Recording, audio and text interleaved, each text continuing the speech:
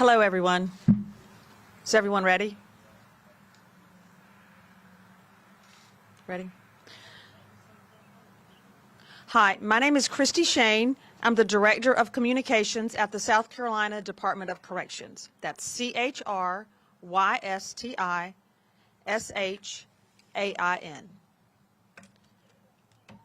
The capital punishment sentence of Mikal Mahdi was carried out tonight pursuant to the order of the South Carolina Supreme Court and in accordance with state law.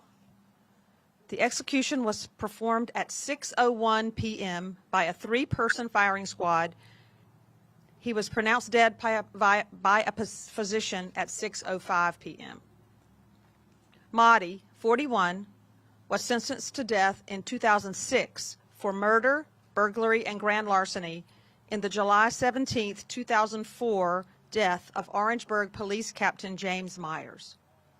Mahdi shot and killed Myers, then burned his body several days after killing Christopher Boggs in Winston-Salem, North Carolina, during a crime spree that spanned 3 states.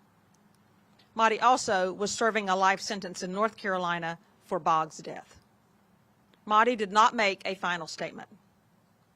Witnesses to the execution included one member of the Myers family, a representative from the First Circuit Solicitor's Office, which prosecuted the case, a representative from the Calhoun County Sheriff's Department, which investigated the case, Mahdi's attorney, and 3 members of the news media who will address you now. After all 3 speak, they will answer questions from the podium. They will not be available for interviews afterwards because they have their own stories to write. First, Jeffrey Collins from the Associated Press.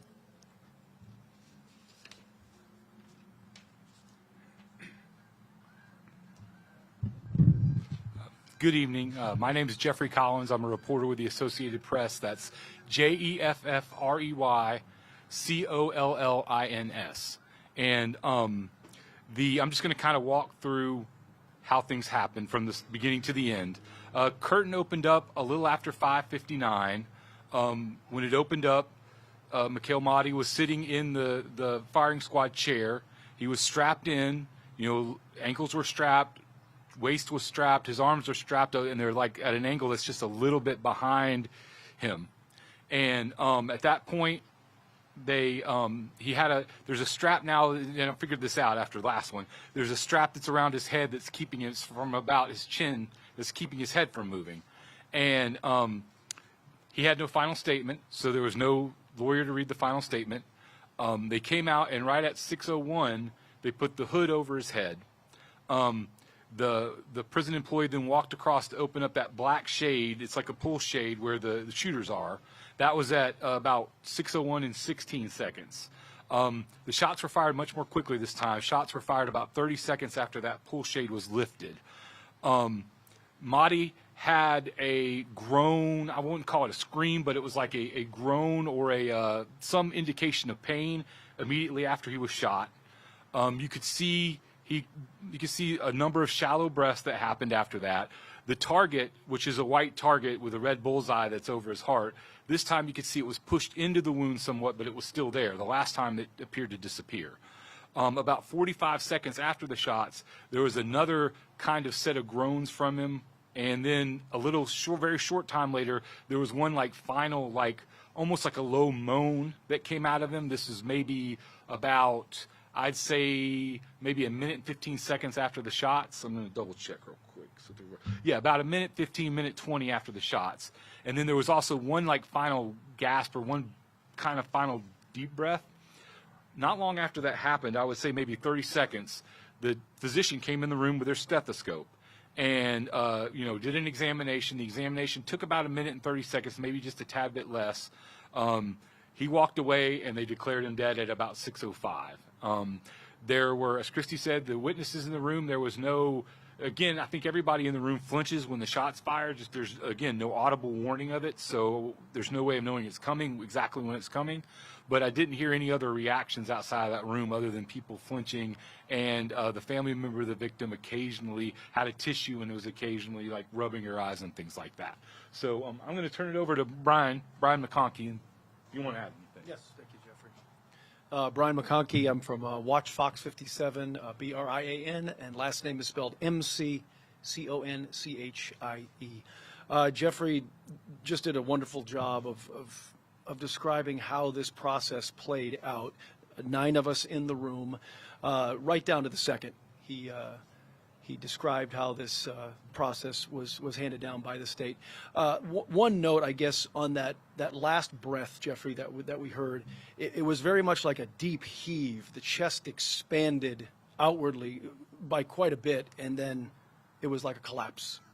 And that is when the doctor came in just moments later, spent a little less than 90 seconds examining Mahdi, and then walked out of the room, at which point prison officials walked in and declared that the sentence had been successfully handed out in the case of Mahdi.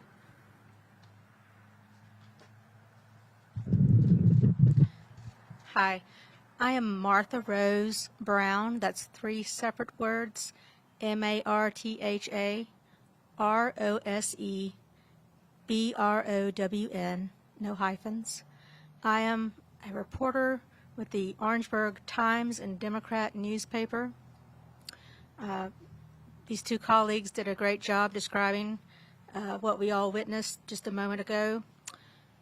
I noticed that before the hood was placed over the head of Mr. Mahdi, that he did take some deep breaths.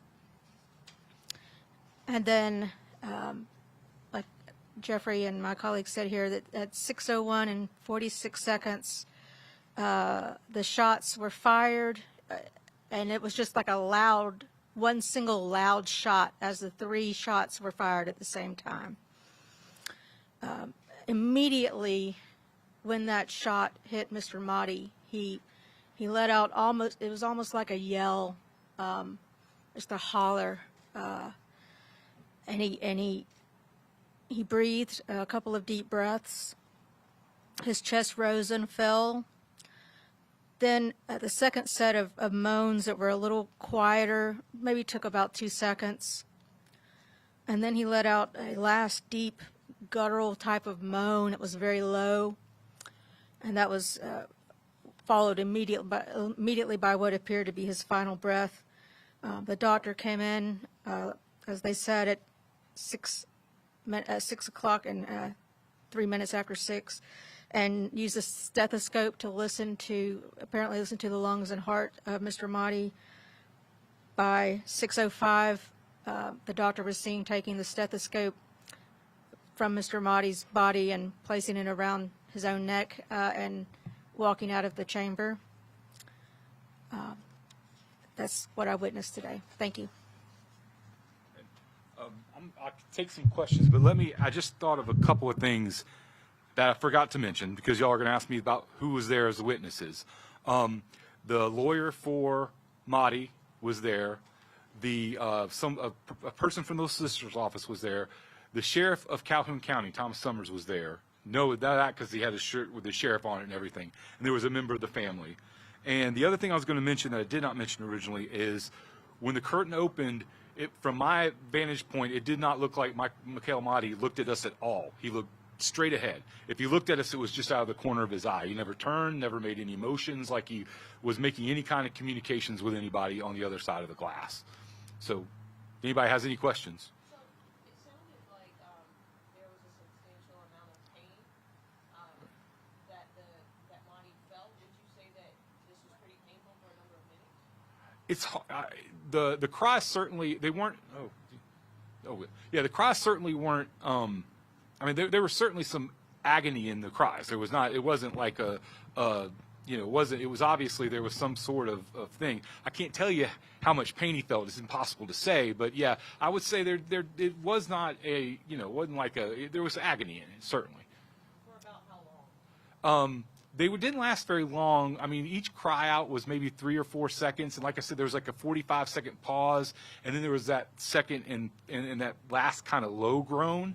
And each time, like the groans were maybe like 4, 5, 6 seconds somewhere in there. It wasn't like the whole minute 20 seconds that there was any kind of sound from Mahdi. And so you've witnessed quite a few executions. Okay, sorry.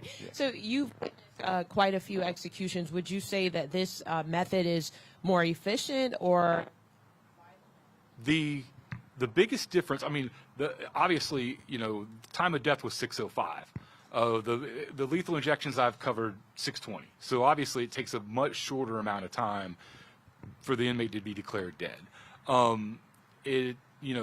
Obviously it's different from a lethal injection. It's more, I think I described it last time as being a much more sudden and violent thing. That's just the nature of a gunshot and everything. Did the rifles sound like large guns, really large guns? Yeah, you hear them all at the same time, and they are high-powered rifles, what the prison folks have told me that they use. Mr. Collins, hi, Naomi with WIS News 10.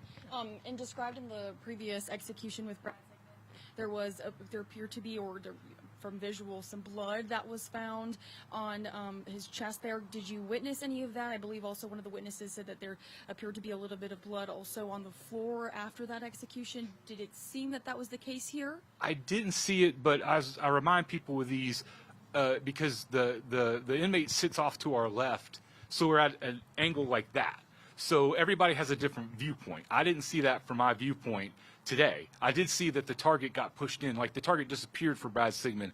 It was actually, you could see it was pushed into the wound this time. That was a little bit different. I didn't see, during Brad Sigmund, I saw like a fist-sized wound and some blood.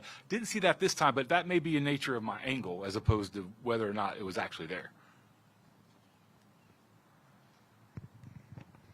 So as far as the pain level and the reactions that you saw today, how was that different from the last firing squad execution? It's my 12th execution overall, and it's the first time I've heard there being some kind of audio pain cue. I've seen flinching, I've seen things like that, but that was the first time I've actually heard a noise that came out of there. So, the Brad Sigmund, after he was shot, there was no sound after you heard the sound of the rifle. So that was very different. Brian, this question is for you. How would you describe this execution? Well, I have nothing to base it on previously, having never witnessed this execution. But what I will say is, just based on conversations with Jeffrey and covering these executions over the years, this seemed like a very fast process. The curtain opened seconds before 6 p.m., And within 4.5 minutes and 5 minutes, the process is over and you are exiting the chamber in silence. You're not speaking to anyone. Based on the witness description previously, when it came to lethal injection, it's a much more long process. You can't tell what the inmate goes through physically. It's impossible to tell. But this seems to be very quick, very efficient from when that curtain opens until it is over. So, Brian, before everything took place, how would you describe that room that he's in? And basically, was he moving around? Was he just sitting still? I know he's strapped, but just kind of describe that room. Where he's sitting is probably about 15 feet or so away from where the witnesses are, behind the bars, behind the glass. It was off to our left, in the back left corner of the room. He is firmly strapped into that chair. I didn't see any movement from him at all during that process before the gunfire. As Jeffrey noted, we didn't see any type of eye movement towards anyone in either the chamber or in the witness area. He appeared to be looking straight ahead the entire time. The only time I saw movement out of him was the heaving of the chest after the gunfire, and I believe a flinch of the arm at one point as well. Thank you all for providing this information. Jeffrey and Martha, I think Martha, you described the first sound you made sort of as a yell. Jeffrey, you said it was more like a groan. I'm just wondering if you can kind of narrow in on that a little bit. Well, we didn't mean to kind of give conflicting reports about it. It was, I can kind of mimic it. It was like, like that. That's how it was. And I also wanted to speak a little bit about the straps, if anyone is interested. So there's like a leather strap that is around his chin area, and then there's another strap on his forehead. He could move his head from side to side if he wished. He did not look at any direction other than straight forward. He had straps here, kind of on his shoulders. He also had his arms down, and they were strapped at his wrists. There were straps on his legs too. And that's basically how he was strapped in the chair. Was he wearing black again this time? Yes.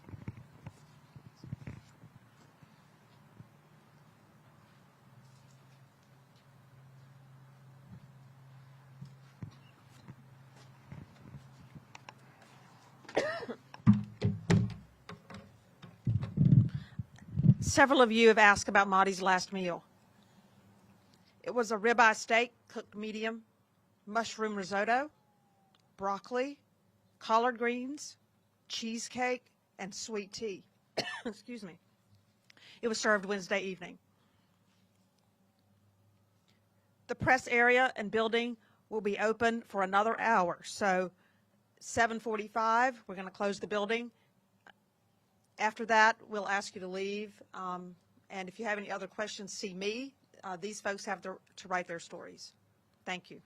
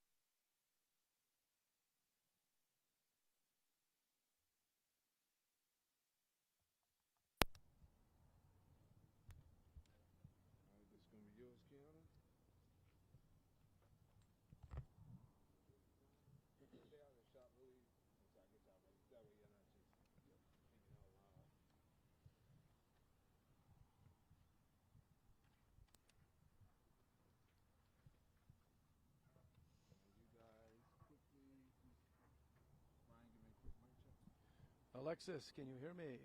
Sound all right? 3, 2, 1, 1, 2, 3. 1, 2, 3, 4, 5, 6, 7. Good. Kiana Jordan, Watch Fox News.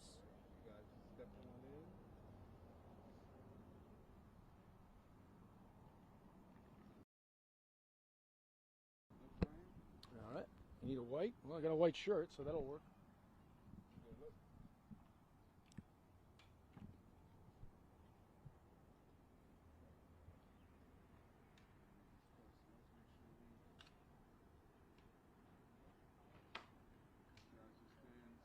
All right.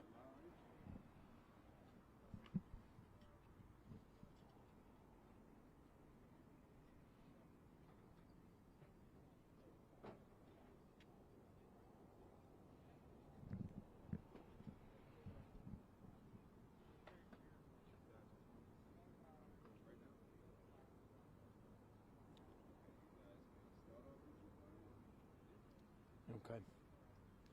Well, those of you that have been watching just the coverage throughout the last couple of hours here from the Department of Corrections out here on Broad River Road, the news conference just concluding, describing the execution of Mikal Mahdi a little less than an hour ago. You were out here, as you have been for the last few executions. For the first time, I was a witness to an execution. I had certainly heard the descriptions of the room, of the chamber. They are starkly accurate. It is a small space. There are just a handful of people in there. It is very quiet. It is very somber. There are no warnings at which point anything's going to happen. So it is just a situation where people are sitting and they're waiting and they're watching the clock and they're observing any movement that's going on in that chamber, where you have the prison officials coming out and just telling you that the sentence is about to be administered, as the inmate sits firmly strapped in that chair in the back of the room. And in this case, Mikal Mahdi did not move his head, did not move his eyes. He was looking straight ahead the entire time that we were in that room. Would you say that you went in with an expectation of maybe how things were going to play out based off of just what we know from the South Carolina Department of Corrections, and did it go that way? I think it did.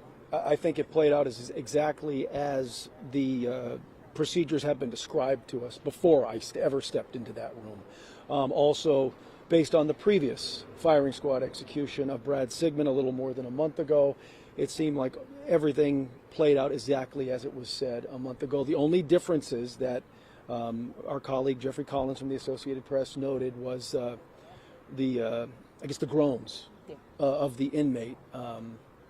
That he said that didn't happen last time. And there were probably 3 separate groans over the course of about 45 seconds until Mahdi took a very deep last breath, and then there was no movement whatsoever. And it seems like a difference also is there was pain in this one, and we aren't sure if there was pain for lethal injection. So I guess it raises the question of which, one method is quicker. Certainly this is. But maybe there's pain. And so, what did the inmate want? Mm-hmm. It's hard to say because his legal team never gave a rationale for why Mr. Mahdi chose this method of execution as opposed to lethal injection or even the electric chair. It's been quite some time since that's been used here in South Carolina. But based purely on descriptions from previous executions we have both covered, lethal injection included, that is a very lengthy process. As was described to me too, again, by our colleague Jeffrey Collins, saying that this is very fast. Even from the moment you walk in that room, you're not in there very long. And we also know that a family member of one of the victims was there, the Orangeburg public safety captain. That's correct. There was a family James member. Myers.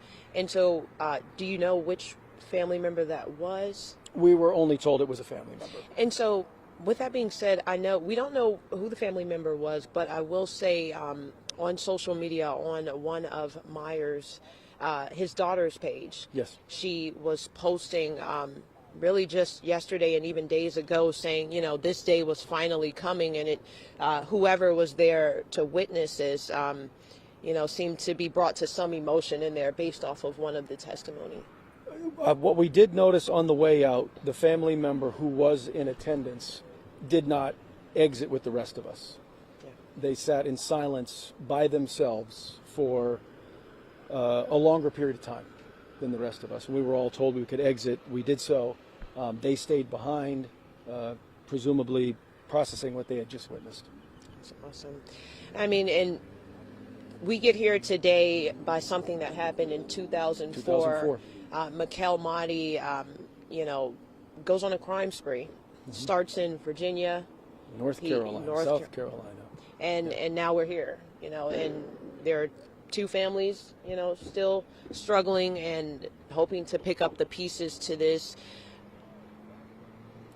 I mean, and I remember this case 20 years ago. It was not long after I moved here. I do remember this case, and I remember the Columbia region being in fear because there were reports of him trying to steal cars from people in downtown Columbia, carjack people, and he did eventually do that before he wound up there in Calhoun County, and unfortunately shot the off-duty police officer.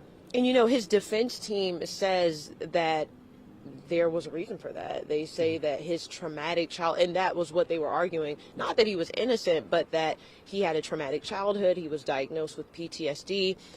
He was in and out of, the juvenile justice system as a kid, and those things not being dealt with led to him committing those crimes.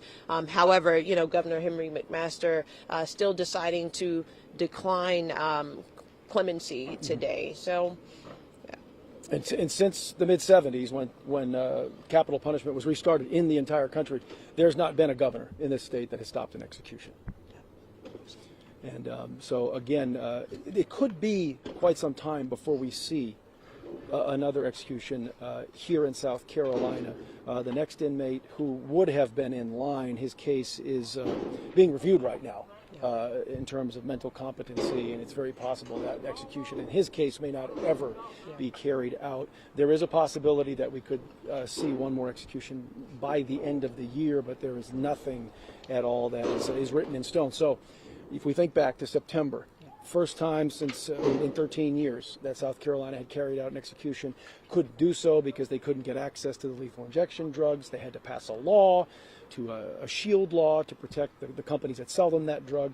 And once that process opened again, this is now 5 executions in a very short period of time because there was a significant backlog in those sentences being carried out. Describe the election process. How did you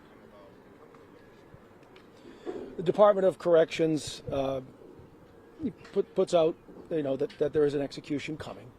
And they do ask for volunteers to enter their names. Most media outlets will enter one person at least for those situations. And it would probably be, I don't know how they make the actual selection, but you have to think it's some type of lottery where a name is plucked out of a hat, for lack of a better term, because there are likely several names submitted to be witnesses.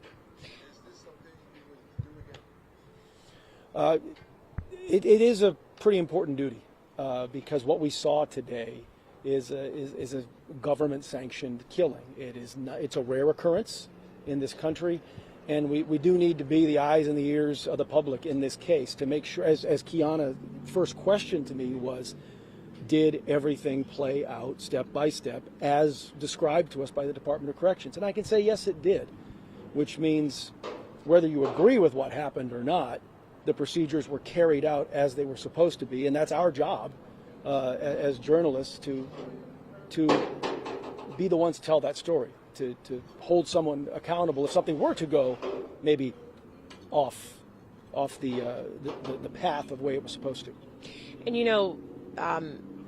there are, because of that shield law that we now have, there are a lot of details that we can't know, but the people selected to go in and witness, the witnesses, we can know the details of that. But I think there's a big question, really the elephant in the room, and that's just, how do you feel after witnessing an execution for the first time?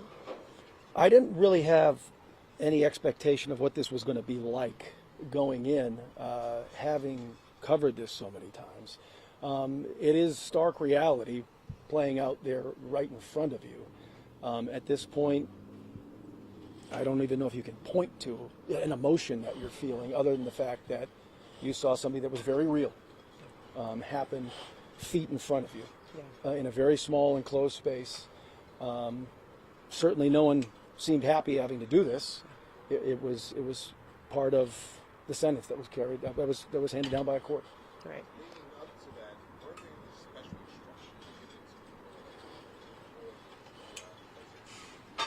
You are told just to be in silence. Once you enter the capital punishment area, you are not to speak to anyone. It is a somber place. Someone is about to lose their life, and it's out of respect for the process. You are to remain quiet. Everyone did that.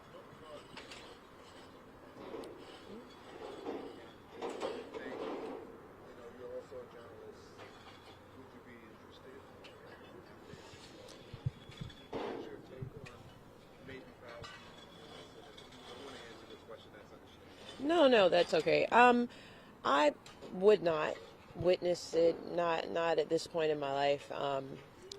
I've heard gunshots before, and I think that's real enough for me. So, and that kind of leads me to could you describe the sound of the gunshots? I mean, I've been shot guns, certainly handled guns, so I've been around gunfire. It certainly wasn't as loud as I expected, and you're in a very small space. And sure, there's no countdown, it just happens. And so there's no warning. So, I mean, everyone in the room kind of jostles a little bit when you hear the noise, but that's it. It's one set, and there's nothing else after that. It's back to silence. And it's one after another. They seem to happen all at the same time. All at the same time. Yeah. Okay. They did. Well. At this point, I don't think we can. I think that all of us describe, in that news conference about 20 minutes ago, described exactly what played out. Everyone that's watching saw that. And again, I don't know when we're going to have another sentence carried out in the state. But of course, we'll be here to cover it because that's our duty. Whether we're witnesses or not, we will be here to tell that story. Yeah. And do you think there will be any, anything following this, any protests, anyone speaking out, or anyone saying, this is what should have happened? I feel the group that has been consistent with their messaging, the South Carolinians for Alternatives to the Death Penalty, they are very committed to their cause, and they will continue to fight for whatever those alternatives are in their view. They're never going to stop doing that, and because they're very committed to getting people to ask questions about whether this is the best form of punishment for crimes. So that'll conclude our coverage here from Broad River Correctional, the execution of Mikal Mahdi here in Columbia.